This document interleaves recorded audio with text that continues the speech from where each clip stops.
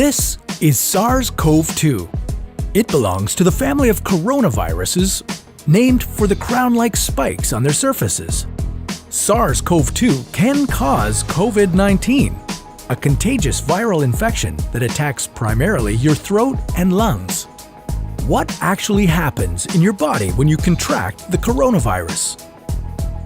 What exactly causes your body to develop pneumonia? And how would a vaccine work? The coronavirus must infect living cells in order to reproduce. Let's have a closer look. Inside the virus, genetic material contains the information to make more copies of itself. A protein shell provides a hard protective enclosure for the genetic material as the virus travels between the people it infects. An outer envelope allows the virus to infect cells by merging with the cell's outer membrane. Projecting from the envelope are spikes of protein molecules.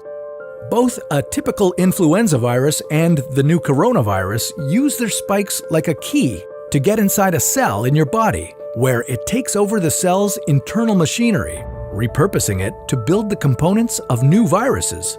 When an infected person talks, coughs, or sneezes, droplets carrying the virus may land in your mouth or nose and then move into your lungs. Once inside your body, the virus comes in contact with cells in your throat, nose, or lungs. One spike on the virus inserts into a receptor molecule on your healthy cell membrane like a key in a lock. This action allows the virus to get inside your cell. A typical flu virus would travel inside a sac made from your cell membrane to your cell's nucleus that houses all its genetic material. The coronavirus, on the other hand, doesn't need to enter the host cell nucleus. It can directly access parts of the host cell called ribosomes. Ribosomes use genetic information from the virus to make viral proteins, such as the spikes on the virus's surface. A packaging structure in your cell then carries the spikes in vesicles which merge with your cell's outer layer, the cell membrane. All the parts needed to create a new virus gather just beneath your cell's membrane. Then, a new virus begins to bud off from the cell's membrane. Now, with the virus spreading in your body, how can you develop pneumonia symptoms? For this, we'll have to look into your lungs. Each lung has separate sections called lobes. Normally, as you breathe, air moves freely through your trachea or windpipe, then through large tubes called bronchi, through smaller tubes called bronchioles, and finally into tiny sacs called alveoli. Your airways and alveoli are flexible and springy. When you breathe in, each air sac inflates like a small balloon.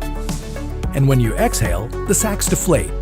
Small blood vessels called capillaries surround your alveoli.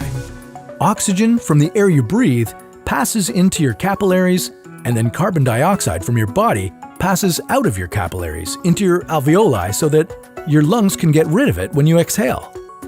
Your airways catch most germs in the mucus that lines your trachea, bronchi, and bronchioles. In a healthy body, hair-like cilia lining the tubes constantly push the mucus and germs out of your airways, where you might expel them by coughing. Normally, cells of your immune system attack viruses and germs that make it past your mucus and cilia and enter your alveoli. However, if your immune system is weakened, like in the case of a coronavirus infection, the virus can overwhelm your immune cells, and your bronchioles and alveoli become inflamed as your immune system attacks the multiplying viruses. The inflammation can cause your alveoli to fill with fluid, making it difficult for your body to get the oxygen it needs. You could develop lobar pneumonia, where one lobe of your lungs is affected, or you could have bronchopneumonia that affects many areas of both lungs. Pneumonia may cause difficulty breathing, chest pain, coughing, fever and chills, confusion, headache, muscle pain, and fatigue. It can also lead to more serious complications. Respiratory failure occurs when your breathing becomes so difficult that you need a machine called a ventilator to help you breathe.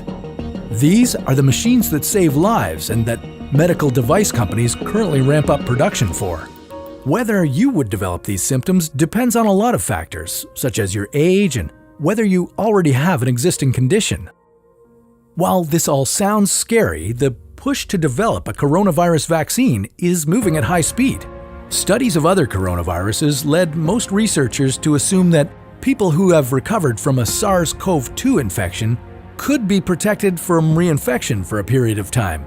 But that assumption needs to be backed by empirical evidence, and some studies suggest otherwise. There are several different approaches for a potential vaccine against the coronavirus.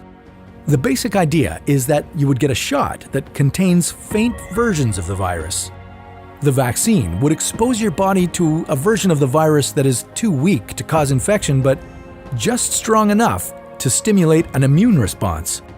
Within a few weeks, cells in your immune system would make markers called antibodies, which would be specific for only the coronavirus, or specifically its spike protein.